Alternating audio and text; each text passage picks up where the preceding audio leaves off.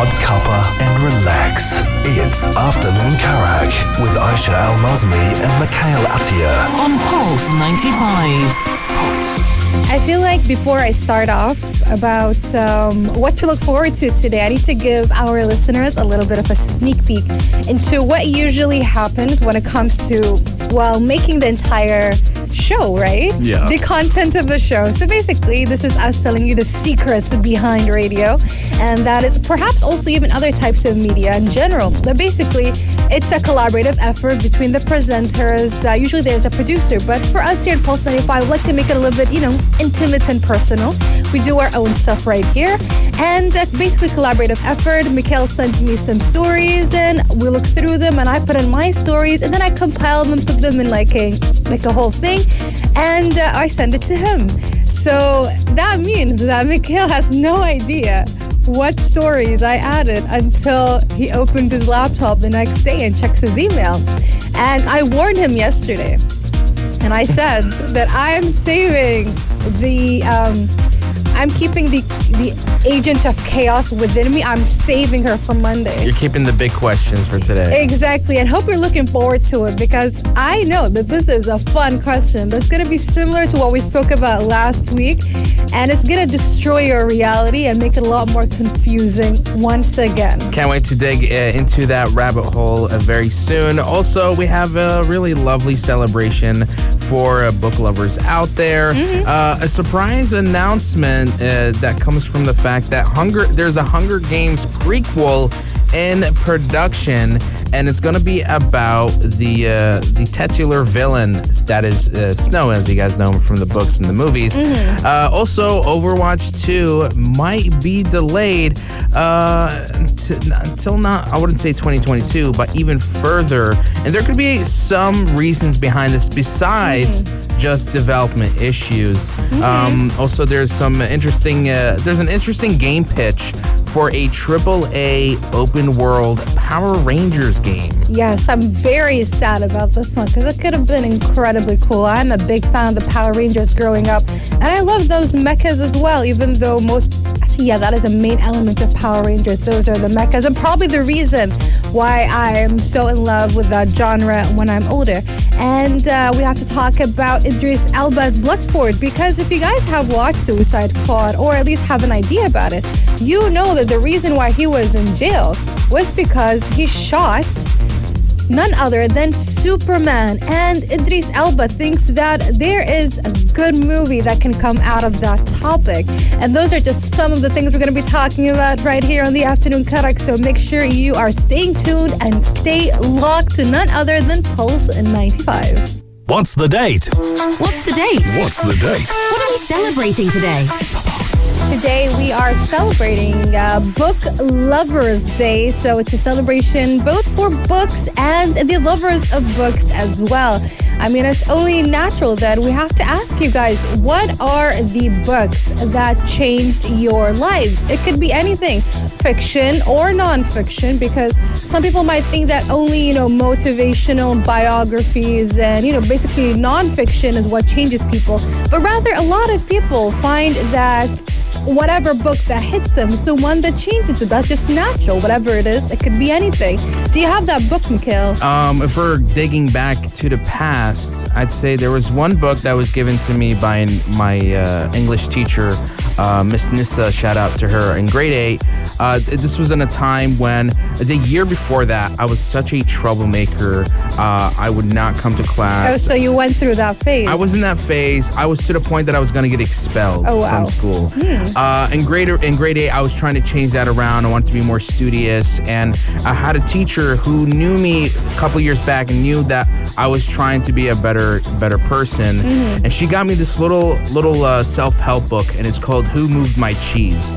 And I remember reading that in the same night, and I've forever continued to have the mindset that was in that little book. And it talks about how you don't have to rush in life.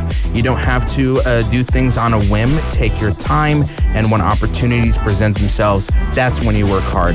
And that is something that I to this day hold true to everything that I do in my life. That is very beautiful. Honestly, from my point of view, I'm not that big of a fan of self-help books or motivational books. And one of my best friends, Hannah, shout out to her.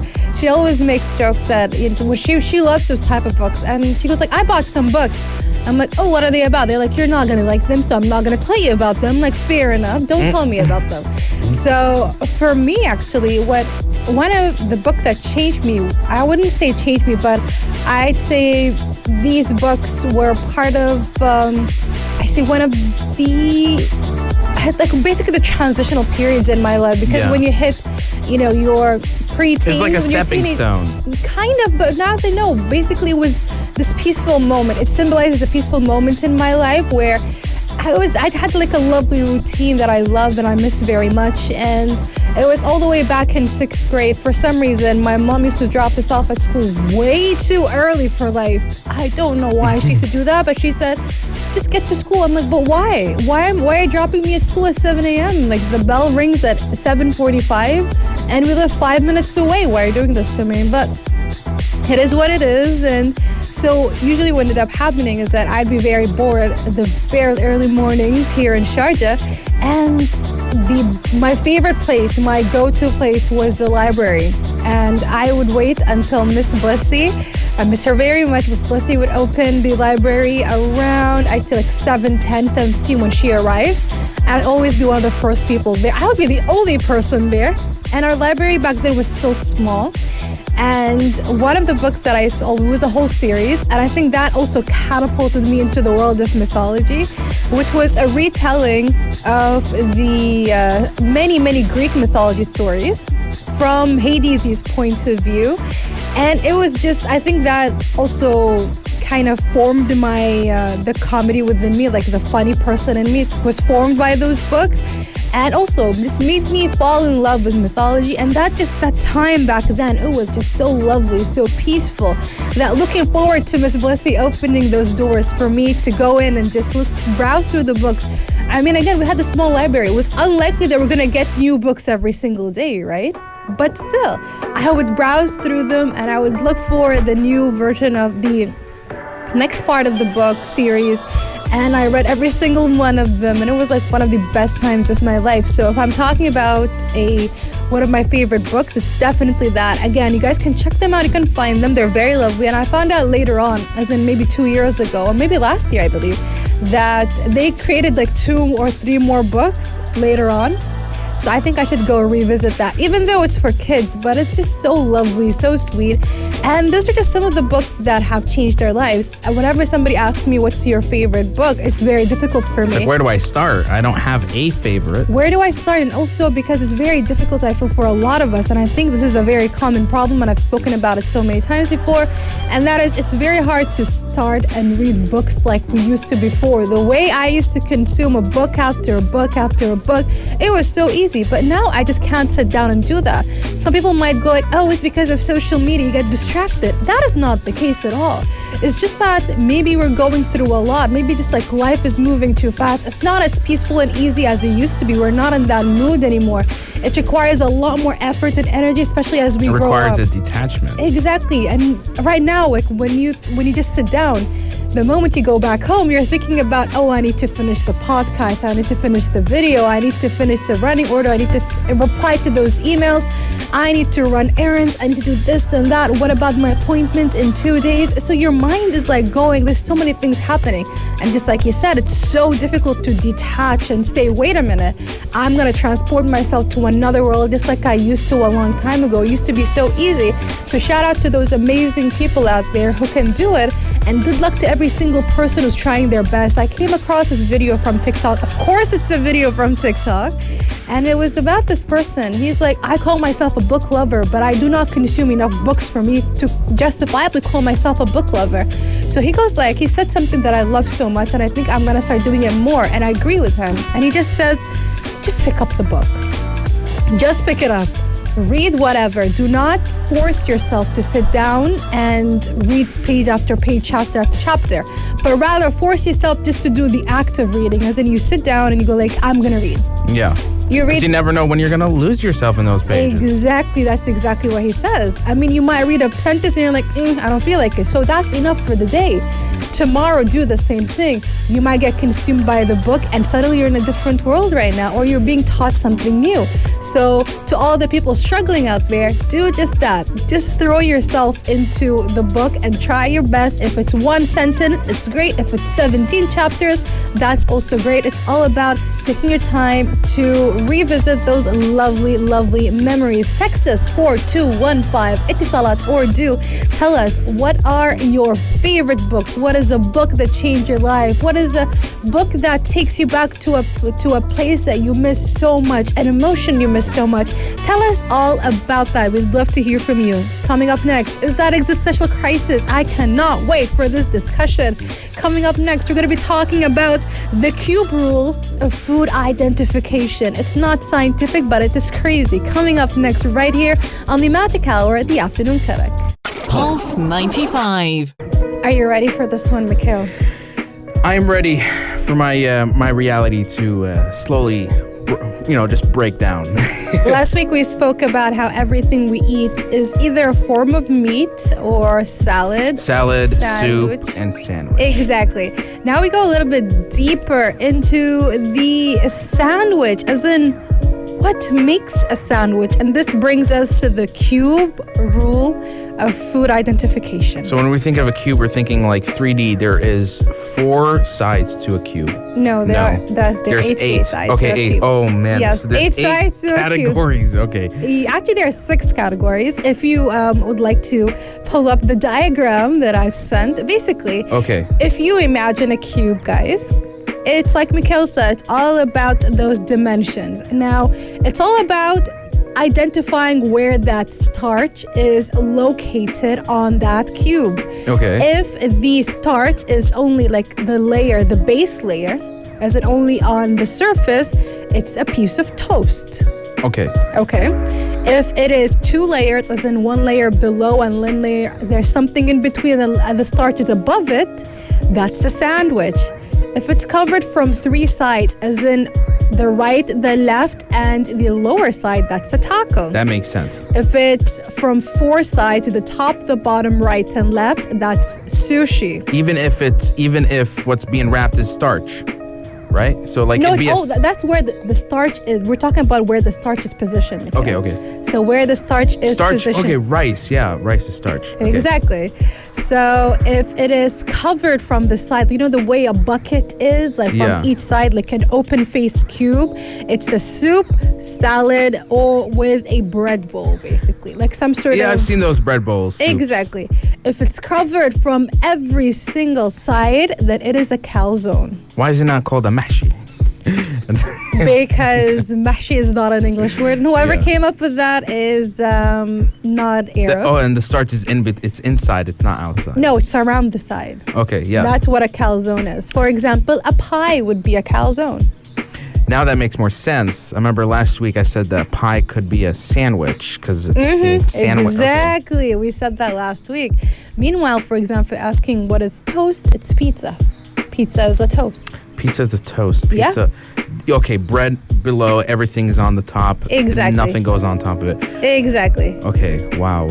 This changes everything. I like this better. This one has a better diagram. It's a lot more versatile. I feel like putting everything on a soup and sandwich. But here's the thing. No, but at the end of the day, this is still a sandwich. You get me? It still falls into the category. Subcategories of a sandwich. Exactly. It's just a type of sandwich, basically. Even though sandwich itself is there, but it's like saying, it's just like a regular sandwich. Yeah. This is what it looks like. And this would only apply to starch-based ingredients. Exactly. And it's all about being covered. Just like last time when I told you that a burger is a sandwich, but when it's wrapped in lettuce, it's a salad. Do you remember that? Yes, I remember that. So this is why, because it's not covered by a starch. I like the conviction you have with this. Like, you are so proud I blame of TikTok. this discovery. I blame TikTok. I love this so much because it just blows everybody's minds. It blew my mind away. And it makes me go like, okay, I'm making my life harder, but in a fun way, basically. Again, agents of chaos. True anarchists here on the afternoon Karak. But if you have your own personal food categories, ones we've never heard of before, let us know. Text us 4215. It's a lot to do. Check it out. It's called the Cube Rule. I'm going to be looking at this a little bit more in depth, inshallah. But coming up next, we're going to be talking about that Hunger Games prequel, a prequel focusing on the main villain, Snow. So Hunger Game fans, join in. Stay locked right here to the afternoon Karak. This is Pulse 95. Hunger Games, the popular book adaptation movie trilogy with two-parters, had its spotlight a couple of years back. I remember all the fans out there, the preteens, and weirdly enough, I think Hunger Games was in some way the semi-inspiration to the battle royale games that we see today. Because, the whole series, deals with life-death, battle royale-esque situations. Valid. And the Hunger Games franchise, the movies, the blockbusters, have proven to be quite successful, garnering a Lionsgate with $3 billion across the entire franchise's lifespan. And now the question comes, how much can we stretch this almost like finite franchise a little bit longer? Well, there seems to be an announcement from Lionsgate themselves on a Hunger Games prequel movie. Yes, now this isn't something that they just decided on out of nowhere. It is actually based on the book or the prequel based on Susan Collins's The Ballad of Songbirds and Snakes. It came out a while back, and like Mikhail said, it focuses on President Snow's life when he was younger, and perhaps will explain the why he is the way he is in the movie. It is very interesting that they decided to pick up on it now. Is Lionsgate basically trying to look through its IPs, similar to every single studio is doing right now, trying to capitalize on it? Just like how HBO and Warner Brothers are like, we have Harry Potter, let's do something about it. Let's bring it back. Yeah. Let's stretch it out even more. Even though, just like Mikhail said, there isn't much for them to stretch beyond this. But we know that perhaps if they want to, perhaps if they speak to Susan Collins, maybe they have some sort of agreement with her to make more sequel stories or prequels. Perhaps, we don't know really. But it's all about knowing when to stop and when to start. Yeah, this is no surprise. Every big movie company and publisher wants to always keep a lucrative franchise, alive and well. And Hunger Games is pretty established. If they feel like a prequel is justifiable, and focusing on this character that a lot of people are very familiar with, they hate him very much. He's the villain and whatnot. But maybe there is like this gray area that the prequel can explore about President Snow, and maybe he once was a good man but turned into a madman, throughout his life because of having to compromise and whatnot. Maybe we'll learn more about the world itself and why everything is so segregated and cruel, but also maybe in Snow's mentality, also very necessary. Now, movie boss at Lionsgate, Joe Drake, says that the development of the film is doing very, very well, and the movie is expected to be released anytime between 2023 or 2024. So we've got some time. If you guys want to brush up on your Hunger Games series trivia, the books and whatnot, you've got plenty and plenty of time. We're going to be taking a short break, and coming up next, we're going to be talking about a rumor that Overwatch 2 might be delayed beyond 2022, Idris Elba, and an open world Power Rangers game pitch coming up next right here on the Afternoon Karak. Speculation, gossip, or hoax. Rumor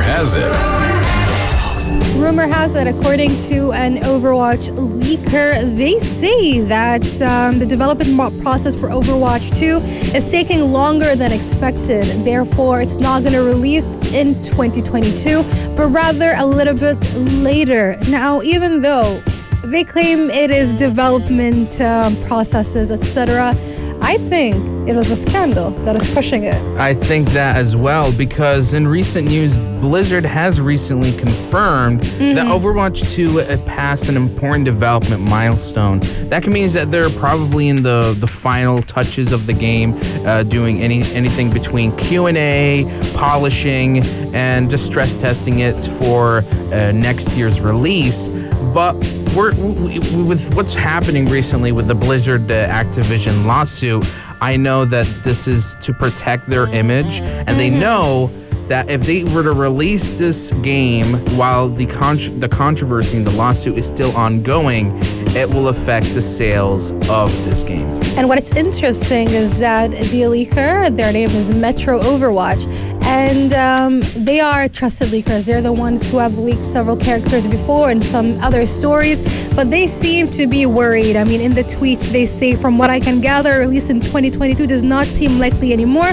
I hope this is false and I'm proven wrong. And just like Mikhail said, there's a good chance that without any major updates, Overwatch cannot sustain itself for a year and a half. I mean, players will lose interest. I mean, it's already an issue with the Blizzard Activision thing happening, and now to add to this, and it's going to be a problem for them. They need to either hurry it up or figure out a way to clear up their image, or maybe process this development issue. If there are development issues that are taking way too long to figure out, just hurry it up somehow, but also not hurry it up in the sense that they go into overtime and destroy their life and their well-being, because we do not support crunch right here on the afternoon Karak. But also they need to be aware of their audience, and perhaps they need to do some other things or be a little bit more open with what is happening internally, so that the fans will most likely understand and will be awaiting the sequel, very happily and very patiently, instead of having people leak things and rumors just going around. I mean, being as visible and as transparent. Thank you. Just trying to think of transparent. I was like, it's not opaque. It's the opposite of opaque. But yes, being as transparent as possible is gonna make sure that they're not gonna be a decline of players. And if there is a decline of players, there's still going to be a lot of players waiting for the official launch. Fans of Overwatch, are you excited for the eventual release of Overwatch 2? Have you moved on to other big multiplayer games out there? Has Overwatch, I would say, overstayed its welcome? I'd love to hear from you guys. Text us 4215. It's Salat Urdu. But coming up next, we got an interesting story from Idris Elba, who recently played a Bloodsport in the Suicide Squad, and he believes that he has a potential movie idea in the making. So stay tuned for that. Pulse 95. Honestly, when we hear about game pitches in general, we always end up feeling disappointed and upset, because we get this feeling of missing out, like a strong sense of FOMO, because of what could have been. And I cannot express how sad I am about this pitch about a Power Rangers, an open world AAA Power Rangers game that was basically, they've been trying to get off the ground all the way back in 2016. And this comes from the former director of global consumer products at Saban Brands and the global franchise director at Hasbro himself, that is Jason Bischoff. And honestly, I am just so sad, so disappointed, because I'm thinking about what it could have been. It is such a unique idea, because when you think of Power Rangers, you can never ever go like, yeah, open world Power Rangers game. It's very rare that this idea would come to your head. So this idea is super, super unique. Yeah, I mean, when I look back at like Power Ranger games, the only ones that I'm familiar with are always like these simplified 2D arcade style fighters, and it feels like it's restricting itself. It's restricting the potential of having a Power Rangers, because what it's all about is, over the top fighting with explosions, fireworks, and buildings and just big city destructions and big boss fights.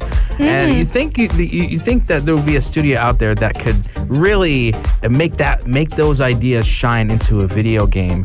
But this is again just a game pitch. So you think of it as the project that never was, and so you try to imagine it yourself.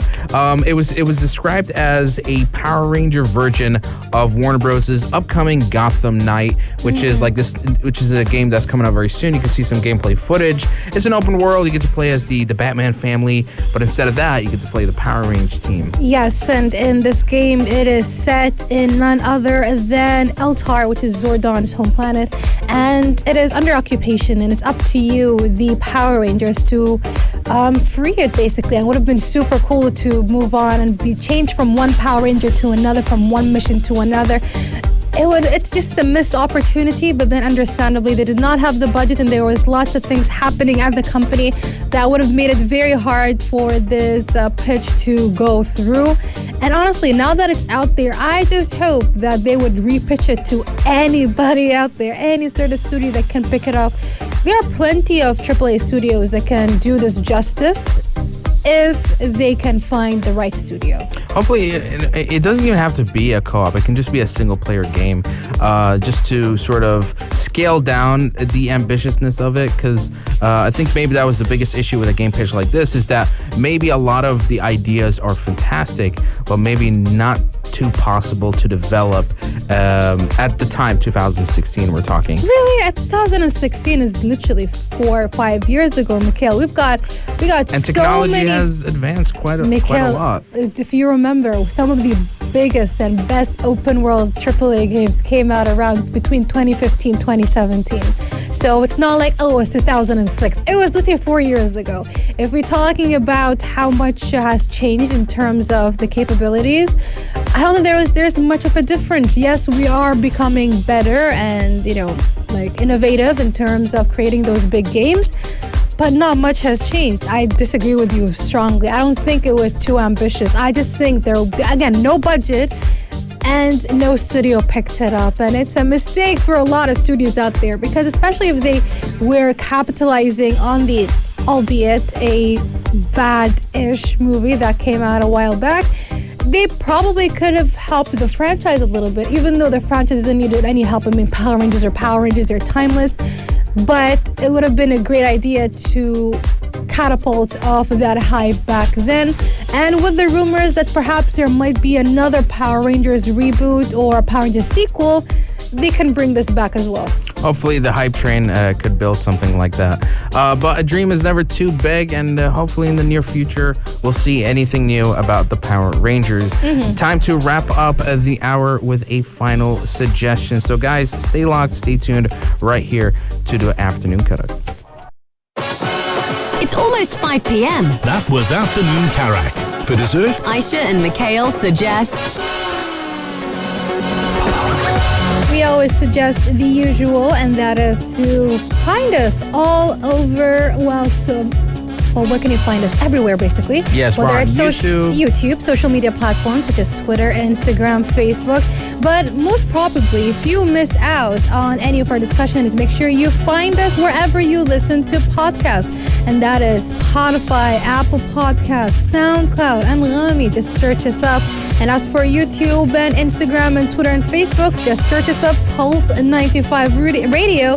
Like, comment, and subscribe on YouTube. Check out our live stream and check out the video that will be uploaded in case you missed out on any of our discussions. And right before we run off, because I am starving, I'm glad nobody heard my stomach rumble. I'm really hungry right now. We have a suggestion from Mikhail, a super helpful one, about how to basically keep your bank account safe. So I recently had somebody make a fraudulent transaction using my bank information, something through Apple or Amazon, and I immediately called up my customer service. I'm like, lock my phone, give me a new card. But the thing is that I noticed after they made like 4 transactions.